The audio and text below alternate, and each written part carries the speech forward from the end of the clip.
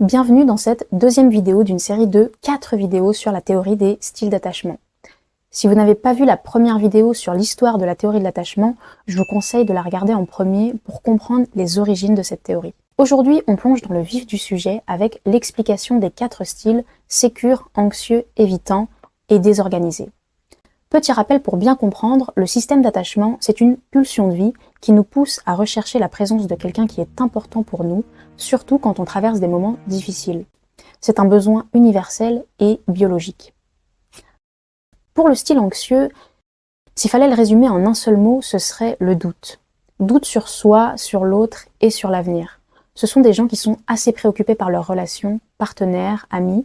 Ils pensent beaucoup, souvent trop, à ce que l'autre ressent, à ce que l'autre va faire, à ce que l'autre pense d'eux. Et ils sont aussi souvent sujets aux ruminations mentales. Est-ce qu'il m'aime encore? Pourquoi est-ce qu'il m'a pas répondu? Est-ce que j'ai fait quelque chose de mal? Ils ont tendance à avoir une faible estime de soi, avec une croyance profonde qui est « je risque d'être abandonné ». Here they come. Oh, if she kisses him goodnight, I'm gonna kill myself. I swear. I can't watch. No, date over. Oh, here we go. She's going in. Okay. She's going in. He's going in. He's going in. The door's closed. Ce style d'attachement implique une suractivation de leur système d'attachement, c'est-à-dire que la moindre ambiguïté dans le comportement de l'autre peut activer leur système d'attachement. Ces personnes sont très sensibles au langage non-verbal, aux micro-expressions, au silence. Et même si leur intuition est souvent juste au départ, leur interprétation est biaisée par la peur. Elles interprètent tout à travers le filtre « la relation est fragile, je risque d'être abandonnée ». Donc, elles vont souvent prendre les choses personnellement alors que ça n'a potentiellement rien à voir avec eux et du coup mal interpréter les états émotionnels des gens. Finalement, c'est comme si ce système de croyances négatives sur soi allait trouver dans le monde extérieur des raisons d'exister.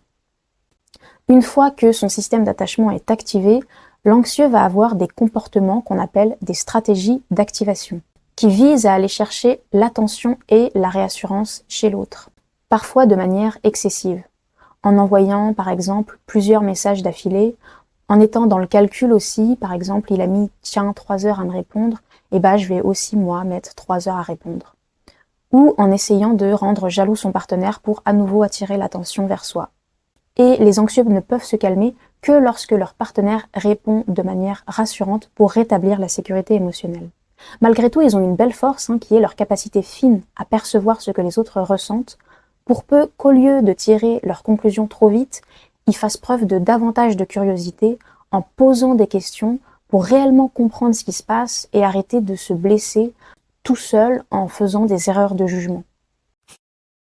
Pour l'attachement évitant, le mot-clé, c'est distance émotionnelle. Ce sont des gens qui, parce qu'ils n'ont pas appris à gérer leurs propres émotions, ont coupé la connexion à leurs émotions, ont coupé leur rapport au corps.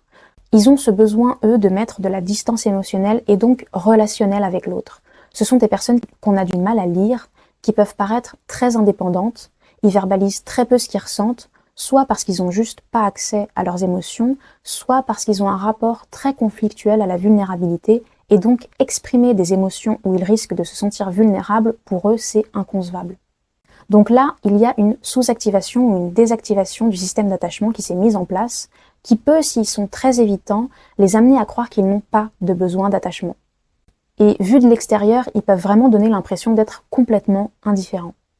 Et les stratégies de désactivation qui se mettent en place, ça peut être mettre de la distance avec son partenaire du jour au lendemain, par exemple après qu'il y ait eu un rapprochement émotionnel, ne pas vouloir s'engager, rester évasif, commencer aussi à percevoir des défauts complètement absurdes chez l'autre, typiquement la façon de parler, de s'habiller, de manger ou même de marcher, et ils peuvent aller jusqu'à ressentir du dégoût pour leur partenaire. En anglais, ça a même un nom, le fait de trouver des défauts absurdes chez son partenaire et d'en être dégoûté, ils appellent ça avoir le hic. Par exemple, dans la série Nobody Wants This, la personnage principale rencontre un rabbin avec qui elle a une histoire d'amour et à un moment, le rabbin rencontre ses parents pour la première fois et elle est dégoûtée par la façon dont il est venu habillé, simplement parce qu'il n'a pas eu le temps de se changer. Prego, prego. Don't. What? Don't. Morgan, ew. Okay, sorry, fine, had to. fine. I have the ick. I know. Okay, are you happy? Yes. Ugh, I can't believe I ever let him touch me with those giant flower-holding hands. Ugh, the ick. You know, it always seems to find a way. Remember when I saw Wyatt running with a backpack? And I just kept on, like, clapping against his body? That makes me sick. That literally makes me sick for I you. know. Terrible. Voilà, donc ça c'est typiquement une réflexion d'un évitant qui n'a pas travaillé sur soi. Mais en gros, leur cerveau leur fait vraiment croire que l'autre n'est plus attirant, alors que c'est simplement une stratégie de désactivation qui s'est mise en place.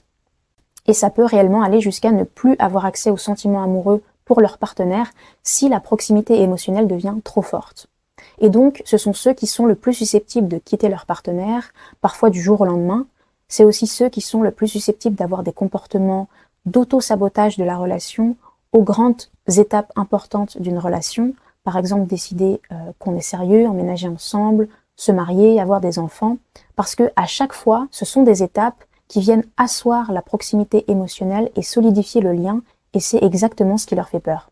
Mais souvent aussi, ce qui se passe avec les évitants, c'est qu'une fois qu'ils ont quitté leur partenaire, alors au début, ils se sentent mieux, parce que la distance leur permet de se réguler émotionnellement et de retrouver un calme, mais généralement, au bout de quelques mois, ils ont à nouveau accès aux sentiments amoureux qu'ils éprouvaient, parce que justement, leur système d'attachement n'est plus désactivé.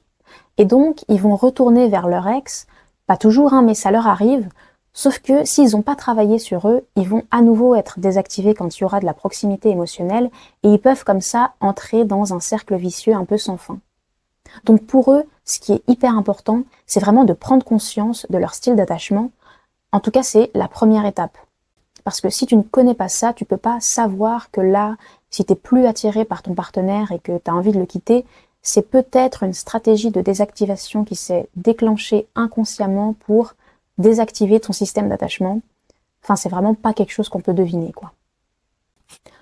Pour l'attachement désorganisé, je vais aller vite dessus parce que c'est un mixte de plein de comportements insécures, à la fois des comportements anxieux et des comportements évitants. Donc contrairement aux anxieux et aux évitants qui, eux, bien qu'ils soient insécures, ont une stratégie pour aller chercher la réassurance et le calme émotionnel, soit je m'accroche, soit je mets de la distance, les désorganisés, eux, n'ont pas de stratégie définie. Ce sont des personnes assez impulsives, changeantes, on ne sait jamais vraiment comment ils vont réagir, et assez imprévisibles aussi dans leurs réactions. Ils sont à la fois inconfortables avec la proximité émotionnelle et très inquiets aussi de la capacité de leur partenaire à les aimer réellement. Donc, ils cumulent les deux grandes peurs de l'anxieux et de l'évitant. Ils ont une image de l'autre et du monde qui est principalement de méfiance. L'autre est foncièrement dangereux, le monde est dangereux. C'est la croyance qu'ils ont internalisée parce que c'est ce qu'ils ont connu quand ils étaient enfants. Donc, ils vont avoir des stratégies d'activation et de désactivation qui vont s'enchaîner. Et le mode sur lequel ils opèrent dépend beaucoup du mode sur lequel opère l'autre personne. Donc si la personne avec qui ils sont en relation a plutôt un style d'attachement anxieux, ils vont plutôt avoir des comportements évitants et inversement. Et enfin, l'attachement sécure, c'est un attachement en lien avec la confiance. Confiance en soi, confiance en l'autre et confiance dans le monde. Le sécure, il a une base solide pour avancer dans la vie de manière générale. Il a une bonne estime de soi, confiance dans la solidité de ses relations et confiance dans sa valeur. Il est à l'aise avec la notion d'interdépendance, c'est aussi un très bon communicant de ses besoins. Il est naturellement chaleureux et aimant dans ses relations. Donc pour le sécure, finalement, tout va bien. Ces 4 styles d'attachement, ils sont présentés par catégorie, mais en réalité, c'est plus représentatif de les voir comme des parts de soi, où on a tous les 4 parts en nous, avec des parts qui sont prédominantes et qui changent aussi en fonction des phases de vie et de l'environnement dans lequel on est. Et il y a plein de combinaisons différentes possibles. Et enfin, il y a un lien intéressant qu'on peut faire aussi entre les styles d'attachement et les réponses de survie du système nerveux, combat, fuite, figement. Ces réponses, on sait que ce sont des réflexes biologiques de protection face à une menace, et on en a 3. Et si on regarde les styles d'attachement, on a 3 styles insécures qui sont finalement des stratégies de survie relationnelle face à la menace de rejet ou d'abandon. Et on voit bien qu'en termes de mise en mouvement, ces styles d'attachement sont des équivalents émotionnels et comportementaux de combat, de fuite et de figement. Pour le style d'attachement anxieux, la réponse de survie associée, c'est évidemment le combat. Il a des comportements typiques où il s'accroche, il dramatise, il se suradapte. Pour l'évitant, c'est la fuite, il évite l'intimité, il rationalise tout et il coupe le lien.